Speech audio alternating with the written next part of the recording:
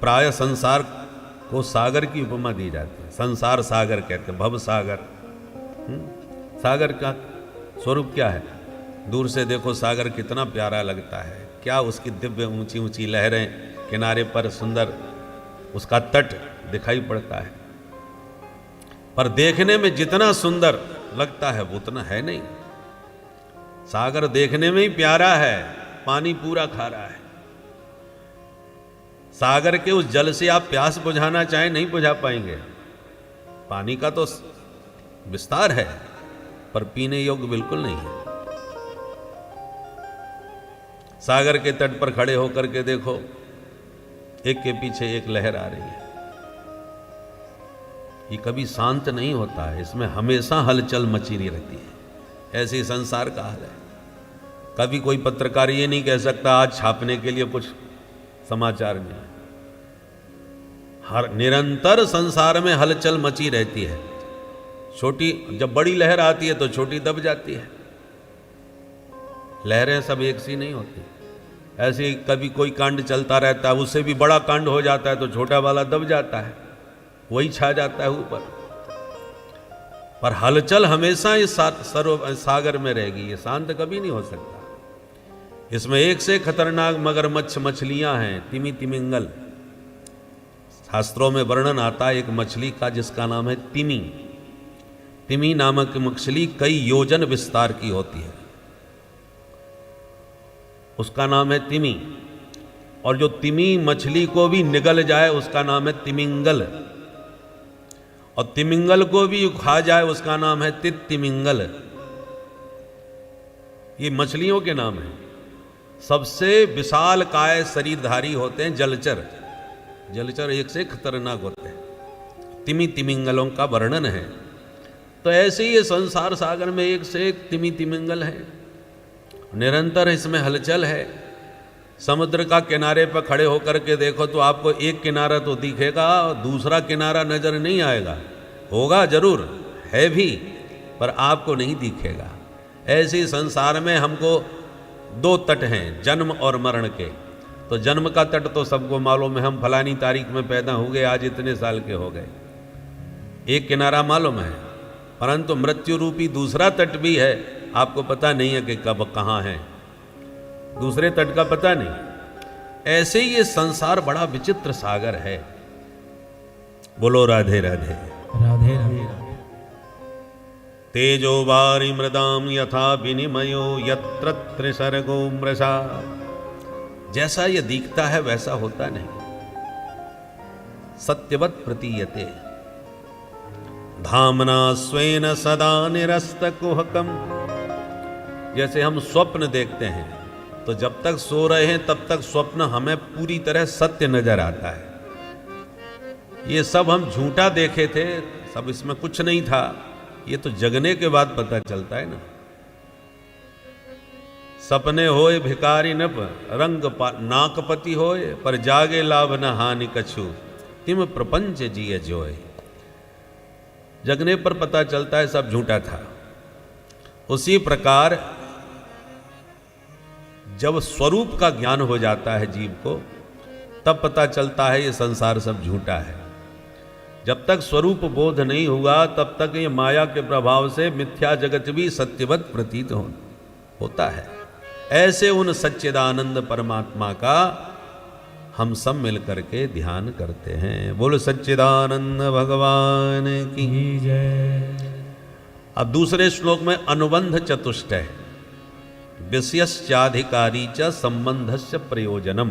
प्रत्येक ग्रंथ का एक प्रतिपाद्य विषय होता है, फिर वो उसका उद्देश्य होता है। प्रयोजन क्या है, विषय क्या है, प्रयोजन क्या है, इस ग्रंथ के सुनने का अधिकारी कौन है और इससे हमारा संबंध क्या है। इन चार बातों को अनुबंध चतुष्टय कहते हैं। तो भागवत का विषय क्या है? इस श्लोक में 3 बार अत्र शब्द का प्रयोग किया। धर्मः प्रोज्झित कैतवोत्र परमो। अत्र अस्मिन् ग्रंथे प्रोज्झित कैतवः परमो धर्मः निरूप्यते। व्यास जी कहते हैं इस ग्रंथ में हम निष्कपट परम धर्म का निरूपण करने जा रहे हैं। कैतव माने कपट, और प्रौज्झित कैतव माने कपट से रहित, माने निष्कपट धर्म का हम वर्णन करेंगे। किसी ने पूछा तो क्या धर्म भी कपट रूप होता है? आप यदि निष्कपट धर्म का वर्णन करेंगे तो कपटपूर्ण धर्म क्या होता है? तब कहते हैं कपटपूर्ण, पहले तो धर्म का स्वरूप समझे, धर्म किसे कहते हैं? श्रीमद् भागवत के 6वें स्कंद के प्रथम अध्याय के 40वें श्लोक में धर्मराज के दूतों ने धर्म की परिभाषा करी। वेद प्रणहितो धर्मः अधर्मस्तद विपर्ययः। वेदों ने जिसको जो आज्ञा दी है वही जीव का धर्म है। वेदों ने कहा मातृदेवो भव, पितृदेवो भव, आचार्य देवो भव, सत्यम वद धर्मम चर, ये सब वेद के वचन हैं। तो वेदों ने जो कहा है वही हमारे लिए धर्म है। वेद प्रणहितो धर्म, और अधर्म क्या है? अधर्मस्तद विपर्य है, उसके विपरीत आप जो कर रहे हैं वो सब अधर्म है। वेद विरुद्ध जो भी आचरण है आपका वो अधर्म है। अब वेदों ने कहा माता पिता की सेवा करो, देव बुद्धि से करो। अब कोई पुत्र अपने माता पिता की सेवा कर रहा है तो वो धर्माचरण कर रहा है, धर्म का पालन कर रहा है, वेद की आज्ञा का अनुसरण कर रहा है। किंतु कपटपूर्ण धर्म कब हो जाता है कि कोई सेवा तो कर रहा है पर उसकी सेवा में उद्देश्य कुछ और है। क्या? बोले पिताजी ने जिसको जितना देना था भाइयों को बंटवारा कर दिया, पर अभी भी पिताजी के पास बहुत सारा माल गुप्त है, गड़ा हुआ धन है, वो अभी तक किसी को बताया नहीं है। यदि मैंने 4-5 साल जम के सेवा कर ली तो पक्का मेरे को ही मिलेगा। इसलिए पिताजी की खूब मालिश हो रही है, सेवा हो रही है, बादाम के हलवा खिलाए जा रहे हैं। तो ये जो सेवा का कार्य है उसमें कपट है, क्योंकि सेवा वो पूरी तरह धर्म का पालन निष्काम भाव से नहीं कर रहा। फलेक्षा यत्र जायेत सस्या धर्म स कैतवः, जिसमें फल की अन्य फल की इच्छा हो कि मैं सेवा करूंगा तो मुझे ये मिल जाएगा, यदि ऐसी भावना से आप सेवा कर रहे हैं तो ये कपटपूर्ण धर्म है। फलेक्षा यत्र जायेत सस्या धर्म स कैतवः, वो कैतवपूर्ण धर्म है।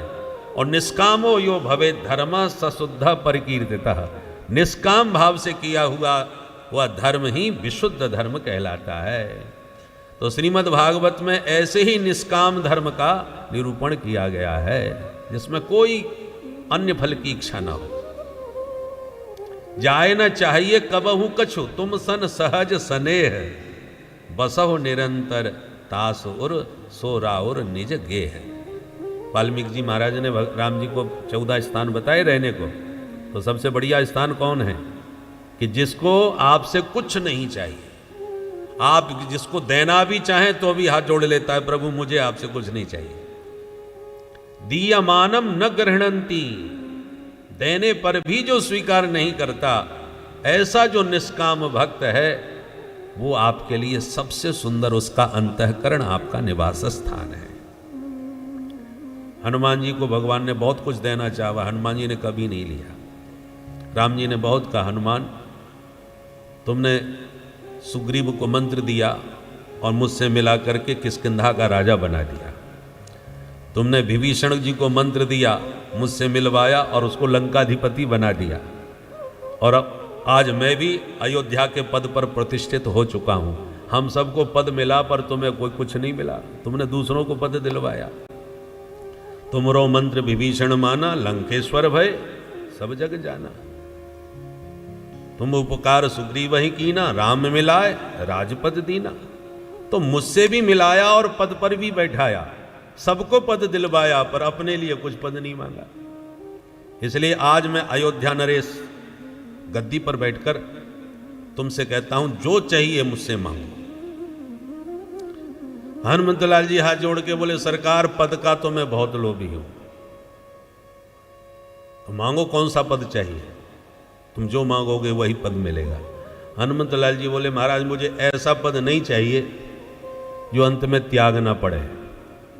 संसार के जितने पद हैं बैठने के बाद एक दिन छोड़ने पड़ते हैं, और उसके बाद जब पद छूटता है तो उसमें भूत लग जाता है, भूतपूर्व। और मेरे नाम में तो भूत वैसे ही भागता है, भूत पिशाच निकट नहीं आवे। इसलिए ऐसा पद मुझे नहीं चाहिए जिसमें भूत लगे, और एक पद से मेरे को संतोष भी नहीं है। तो क्या चाहिए?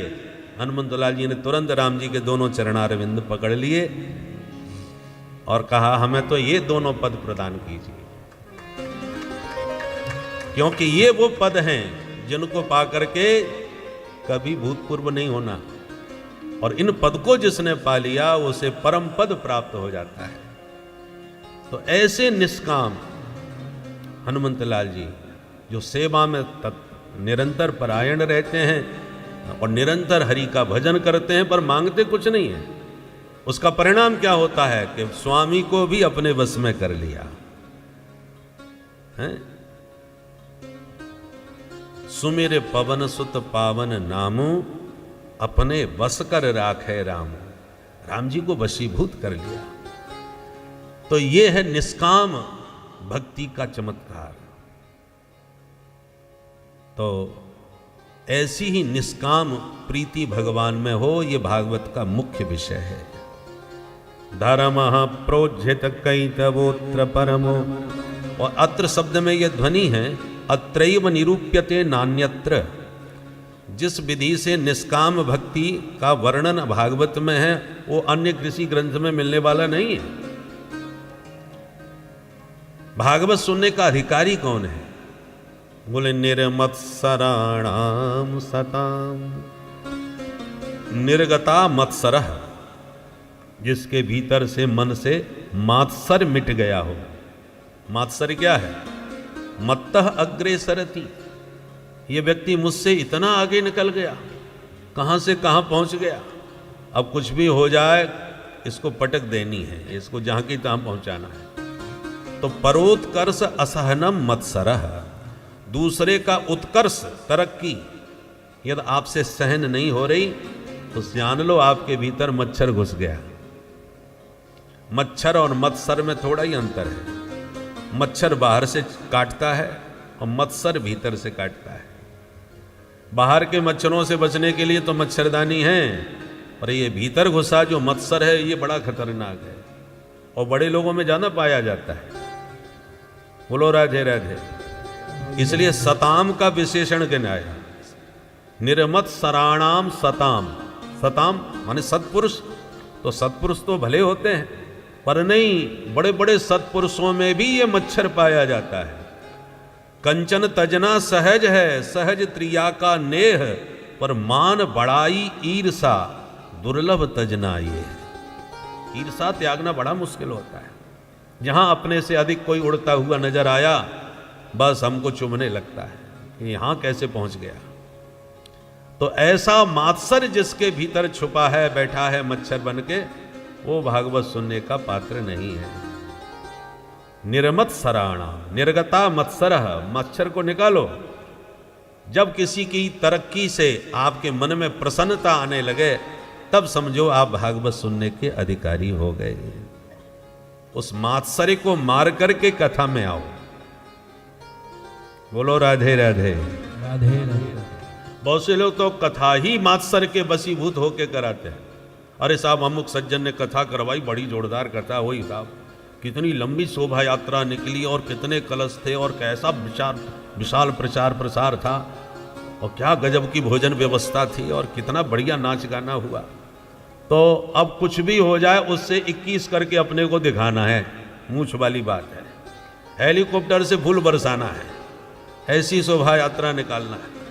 तो बहुत से लोग इसमें भी प्रतिस्पर्धा करते हैं कि हमारा नाम, हमारी समिति ने और हमने ऐसी कथा कराई जो आज तक कोई नहीं करवा पाया।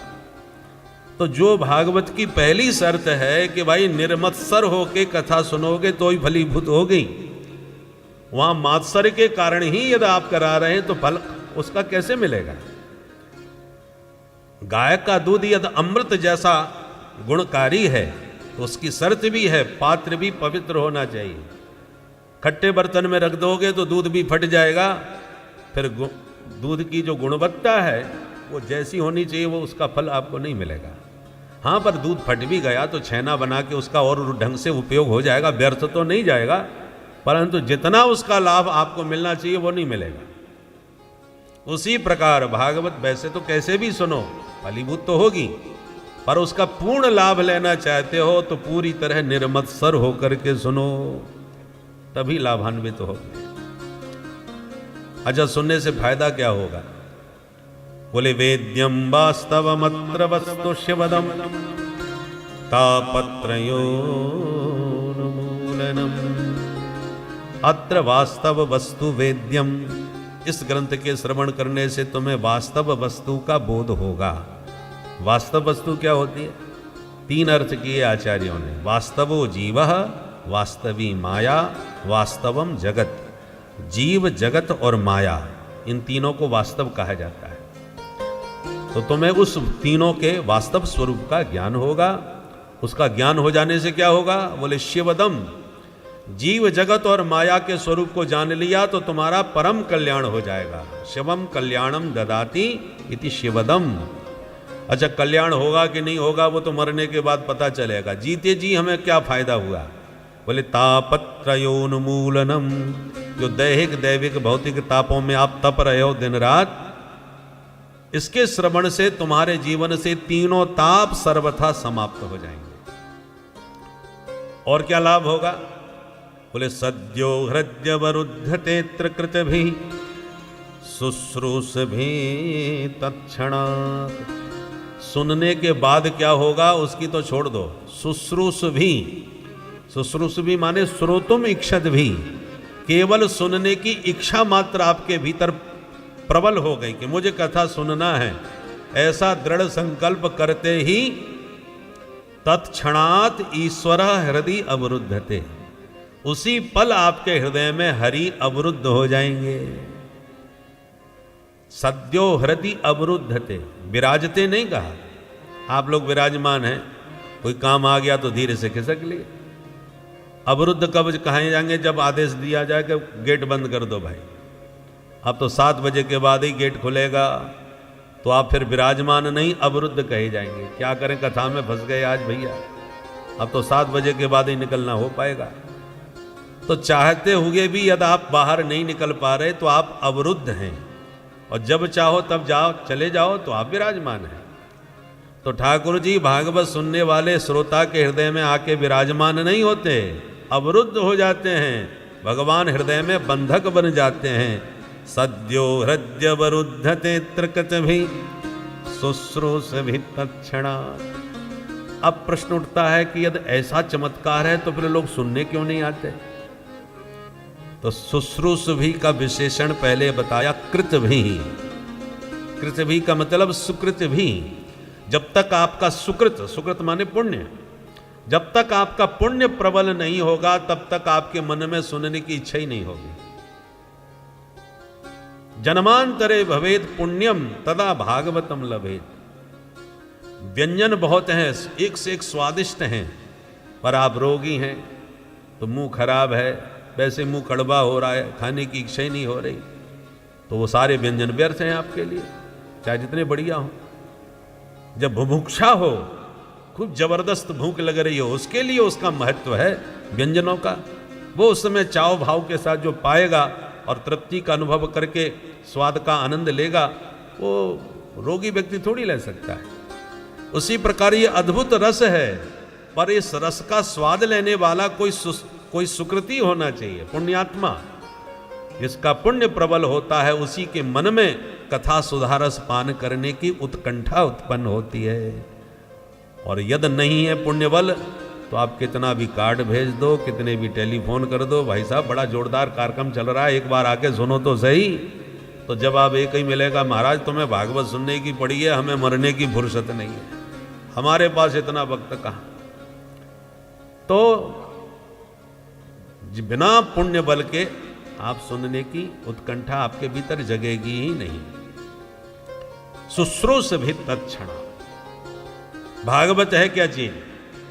बोले निगम कल्पतरोर गलितम फलम शुक मुखाद मृतद्रव संयुतम पिबत भागवतम रसमालयम। निलयम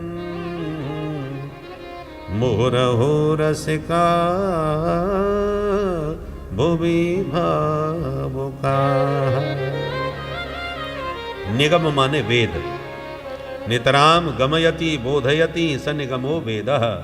जो उस परम तत्व का बोध कराने वाला है, वेद को निगम कहते हैं।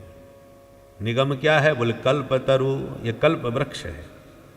कल्पतरु मतलब कल्पितम संकल्पितम राति ददाति इति कल्पतरु। जो आपके भीतर उत्पन्न हुए संकल्प को तुरंत पूर्ण कर दे, उसको कल्पतरु कहते हैं। कल्प वृक्ष, उसके नीचे बैठ के जो कल्पना करोगे वही पूर्ण हो जाएगी। तो वेद कल्प वृक्ष हैं। वेदों को कल्प वृक्ष क्यों कहा? क्योंकि कल्प वृक्ष भी मनोरथ की सिद्धि करता है और वेदों के मंत्र भी समस्त मनोरथों की पूर्ति करने वाले हैं। वेदों में ऐसे ऐसे मंत्र हैं जो आपकी हर कामना को पूर्ण कर सकते हैं।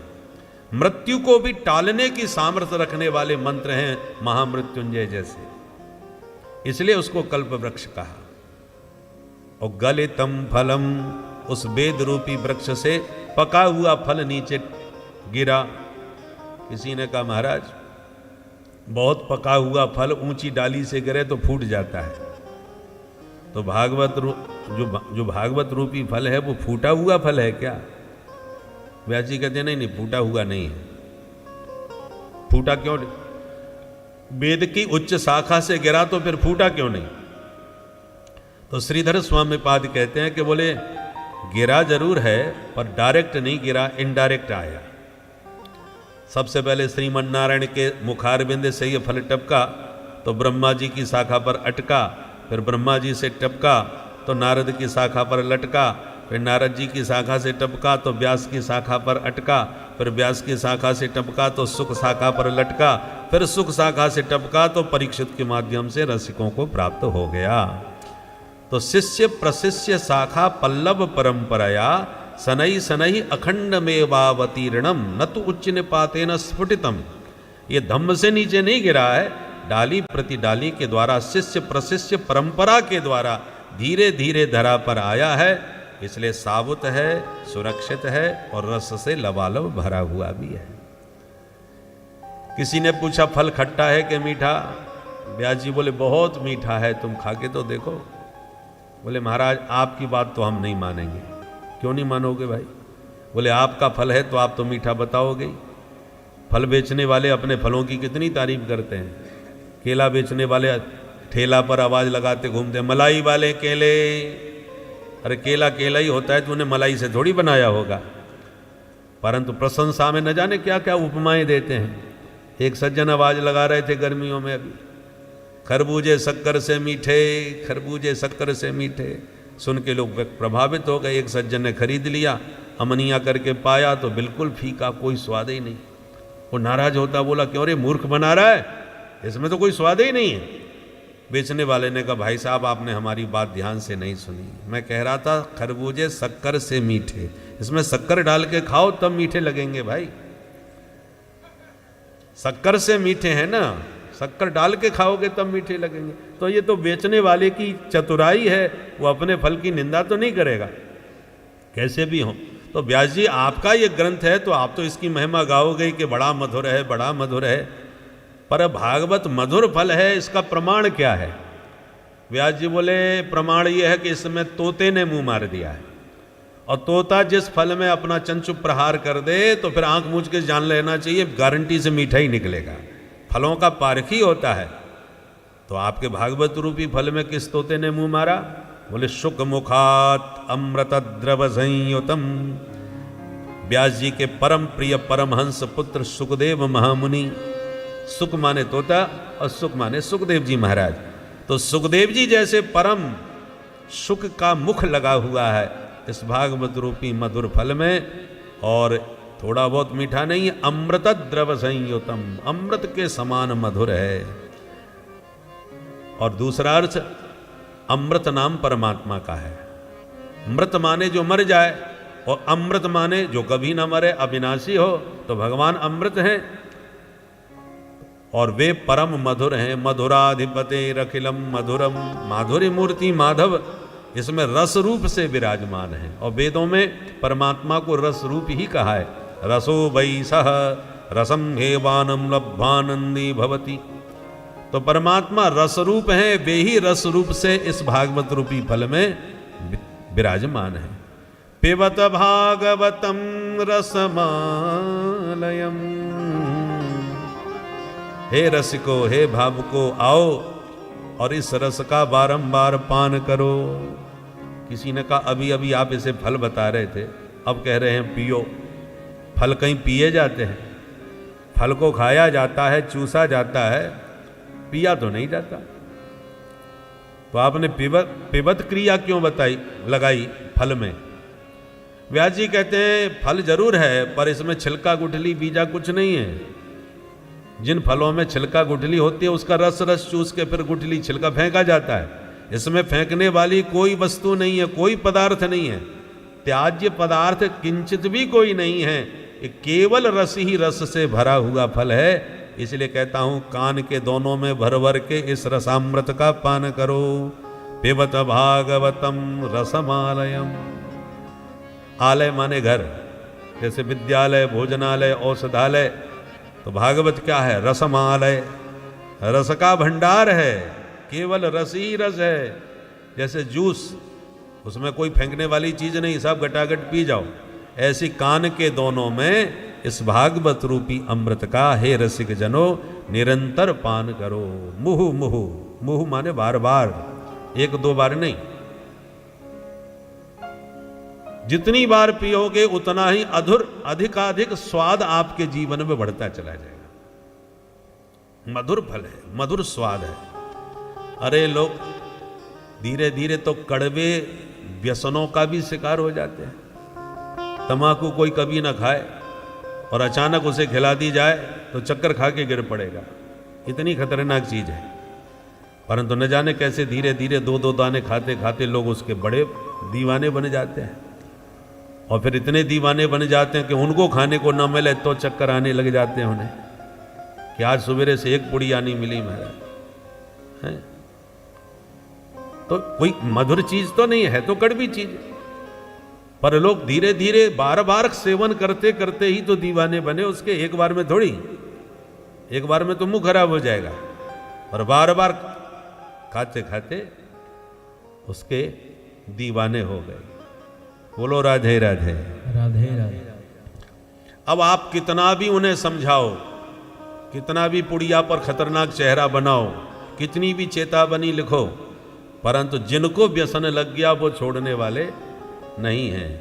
आप उन्हें समझाओगे तो वो उल्टा तुम्हें समझाने लगेंगे। अरे तुम कैसी बात करते हो, आया है सो जाएगा, राजा रंग फकीर। एक दिन जाना तो सबको है, तो फिर खाए पी के ही जाया जाए। वो उल्टा आपको प्रवचन देंगे, वो सुनने वाले मानने वाले किसी के नहीं है। तो जब इतने कड़वे व्यसन व्यक्ति को पागल कर देते हैं तो ये तो मधुर व्यसन है। एक बार जिसको इस रस का चस्का लग गया तो फिर बुलाने की जरूरत नहीं है, कार्ड भेजने की जरूरत नहीं है। धावंती रसलम पटाह। जो रसिक हैं उन्हें एक बार खबर भर मिल जाए तो सब काम छोड़ के भागे भागे आते हैं। इसलिए रसिको आओ और इस रस का बारंबार पान करो। बोलो भागवत भगवान की।